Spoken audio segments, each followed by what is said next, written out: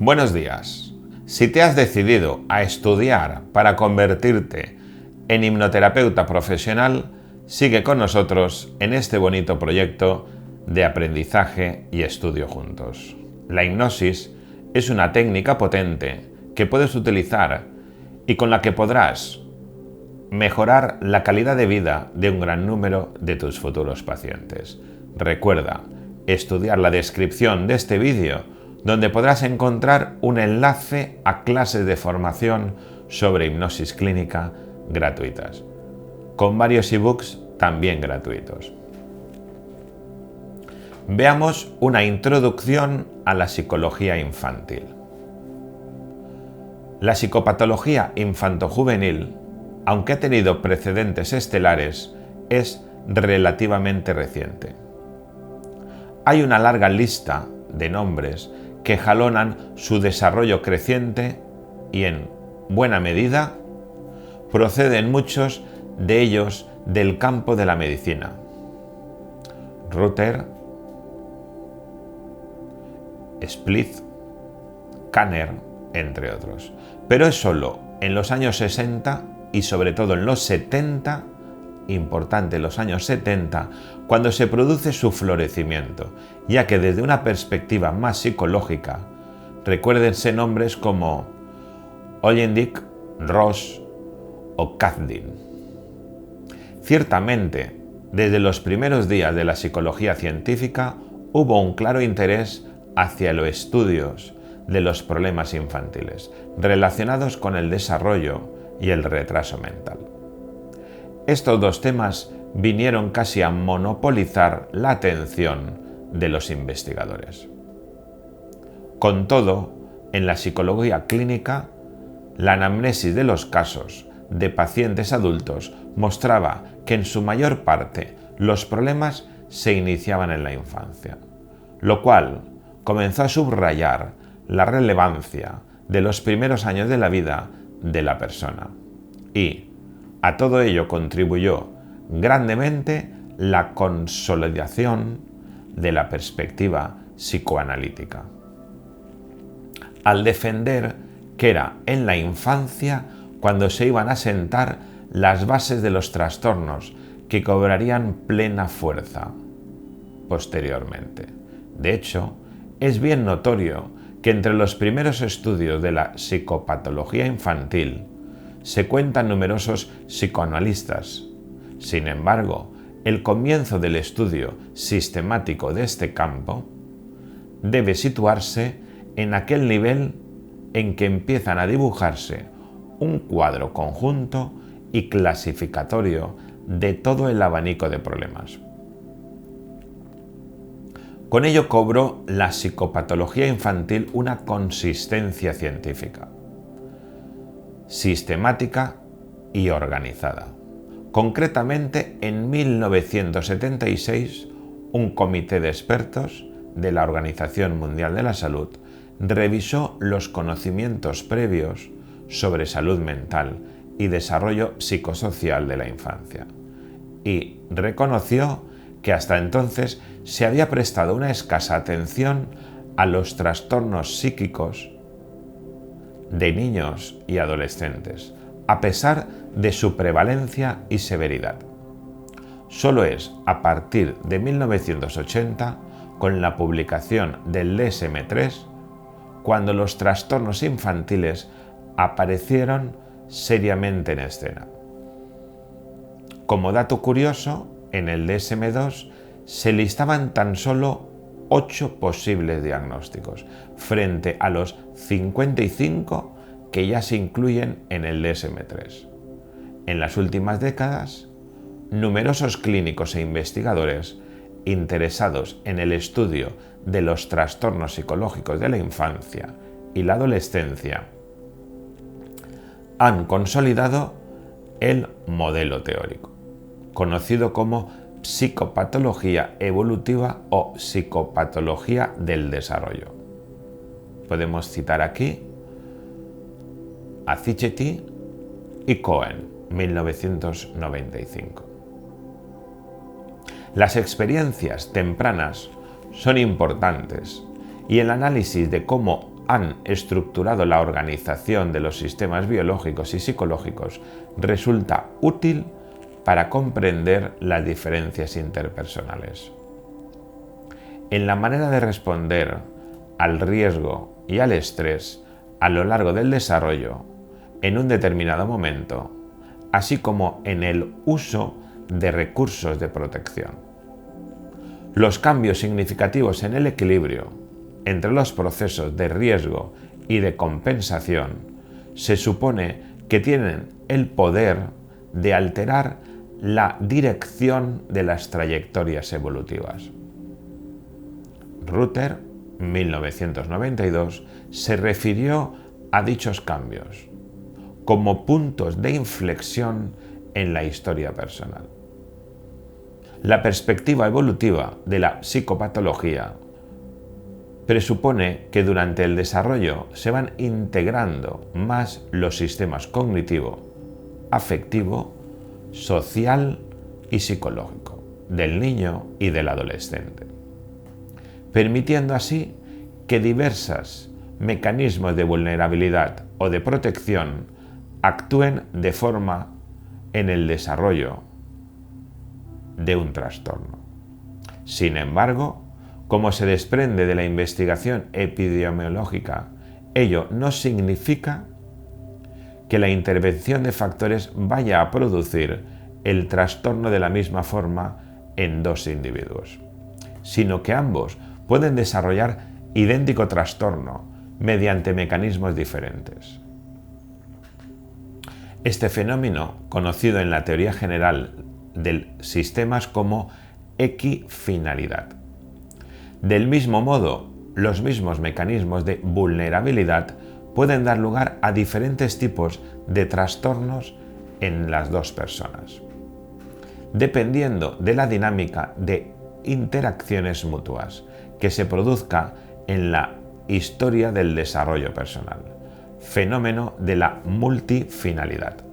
Como ejemplo de la transición desde modelos de enfermedad a modelos basados en una perspectiva evolutiva de la psicopatología. La investigación sobre la vulnerabilidad en niños y adolescentes ha cambiado, pasando de la identificación de procesos únicos de vulnerabilidad a un análisis de la interacción más comprensivo entre múltiples mecanismos de vulnerabilidad y protección, factores ambientales de riesgos y compensación de cambios evolutivos. Los factores de compensación incluyen, entre otras características, los cuidados estables recibidos por el niño, sus capacidades de solución de problemas, el atractivo que puedan suscitar entre sus compañeros y los adultos, la competencia manifiesta y la autoeficacia percibida, la identificación con modelos que desempeñan roles de competencia o la planificación y aspiraciones. Estos factores de protección pueden estar presentes tanto en el individuo como en el ambiente externo y son muy heterogéneos. Los modelos de enfermedad generalmente solían orientar la investigación psicopatológica hacia un único factor patógeno de carácter endógeno, por ejemplo, déficit atencional, y un tipo de trastorno específico, por ejemplo, hiperactividad, depresión, esquizofrenia, etc. Con la aparición de los modelos de diatesis estrés, la atención se dirigió hacia el estudio de la interacción entre la diatesis, los mecanismos de vulnerabilidad y la experiencia vital estresante que pueden dar lugar al trastorno.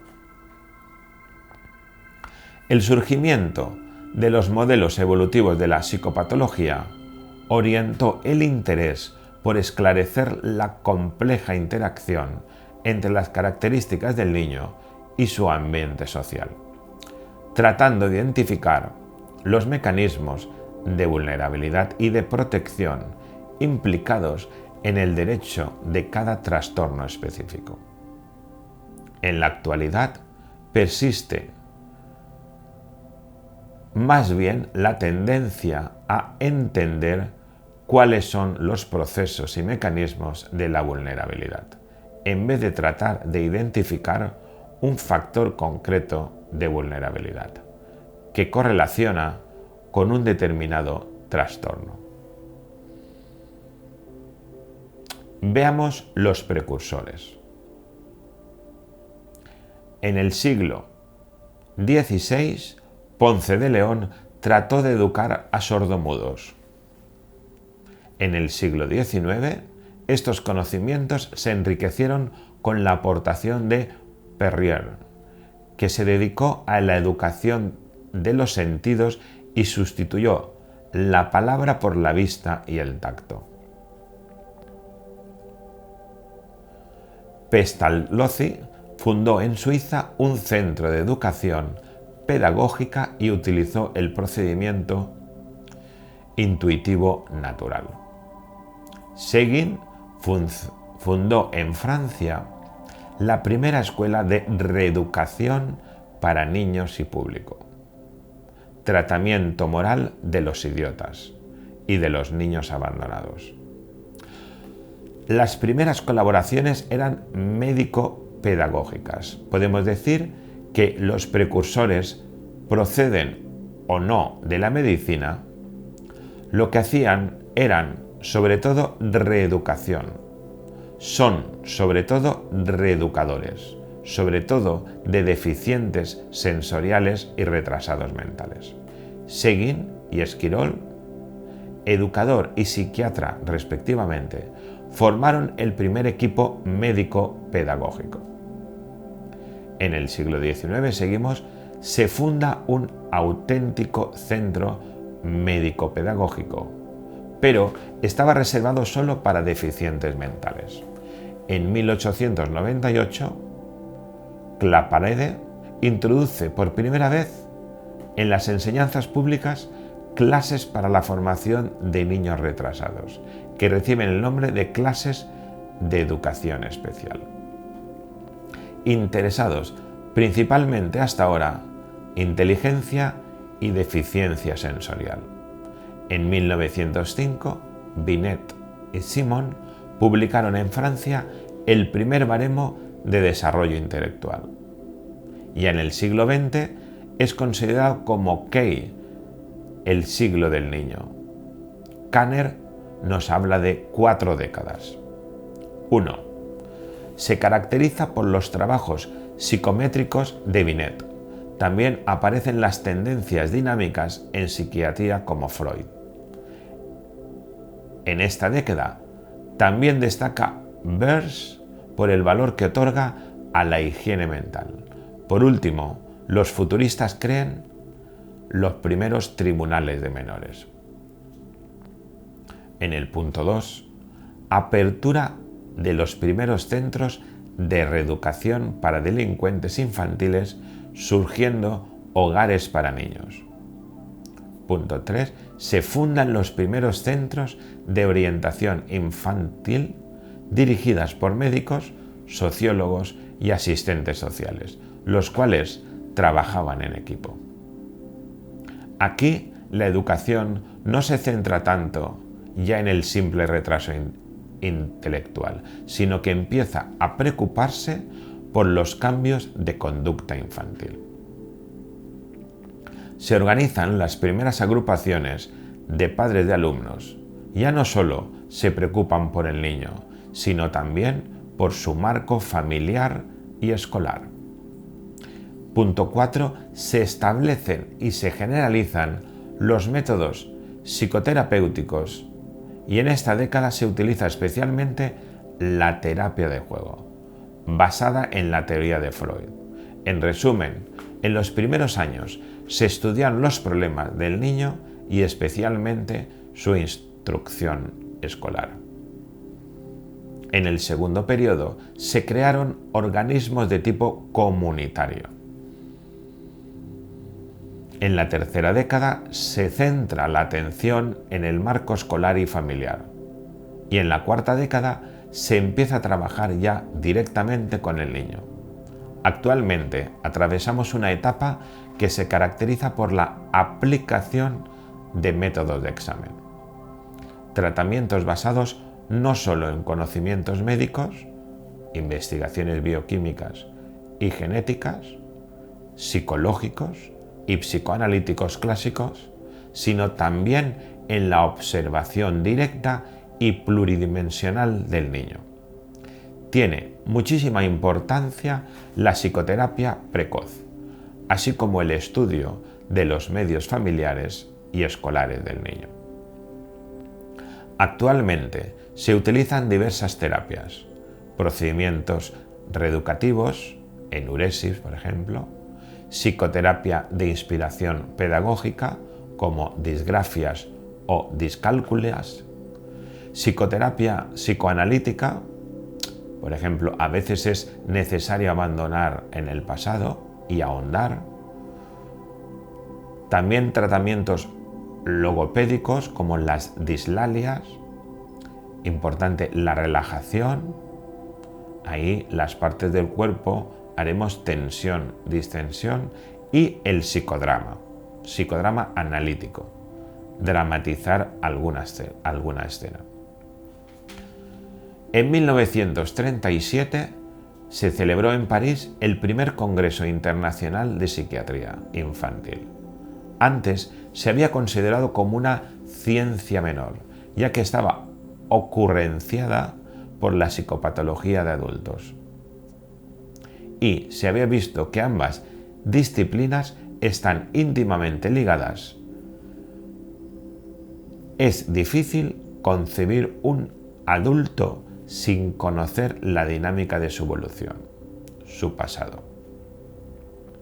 También es difícil conocer la patología de un niño o incluso aplicarle una terapia determinada si desconocemos el ambiente lleno de conflictos en el que el niño vive, la sociedad en que se desarrolla y ver cuáles son los problemas psicológicos que tienen los padres, que estos pueden contribuir tanto a la formación como a la deformación del niño.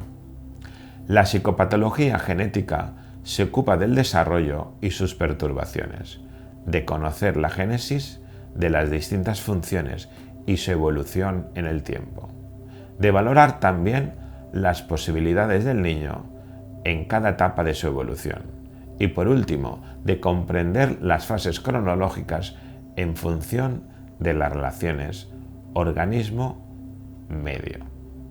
Podemos decir que el campo de desarrollo de la psicopatología infantil tiene un origen relativamente reciente. Anteriormente al siglo XX, la psicopatología comprendía solo los trastornos del adulto. Por lo tanto, no existía una psicopatología infantil, ni mucho menos una psicopatología. En el siglo XX se ha caracterizado por distintas investigaciones sobre la infancia, con la aparición de monografías desde distintos campos. Aparece el nacimiento de la psicopatología infantil como disciplina propia. Esto ha sido debido a un cambio en la mentalidad social con hechos tan relevantes como el nacimiento del Año Internacional del Niño, 1979, la Convención sobre los Derechos del Niño, aprobada por la ONU y más tarde ratificada en nuestro país, 1991. Aquí se reconocen derechos civiles, políticos y sociales del niño. En enero de 1996 aparece en España la nueva Ley del Menor. Aries dice que no ha habido psicopatología infantil por la presencia del niño en el ambiente laboral, trabajaba desde los 6 años hasta 14 horas diarias y había altas tasas de mortalidad infantil. Las 2/3 partes morían antes de alcanzar la edad adulta. A finales del siglo XVI y principios del XVII aparece un cambio en el enfoque general de la infancia, sobre todo en familias de elevado nivel económico. Los padres empiezan a jugar con sus hijos, a demostrarles su cariño. Aparecen actividades, los juegos y libros infantiles, primeros cuentos. Esto por influencia de la Iglesia y los filósofos Locke y Rousseau. Esto obliga a la sociedad a introducir cambios en la educación de los niños. Así surge la educación moral, la escolarización obligada y la mejora de las costumbres sanitarias. Más tarde aparece el psicoanálisis y el conductismo. Vamos a hacer referencia a un proceso cíclico y muy dependiente de las actitudes sociales del niño y de las teorías prevalentes de psicopatología. Podemos considerar que en el siglo XVIII no existe la psicopatología infantil, sino que la consideraban igual a los del adulto. Los griegos y los romanos consideraban las alteraciones de la conducta, basadas en los desequilibrios biológicos y orgánicos, desde esta perspectiva de enfermedad orgánica.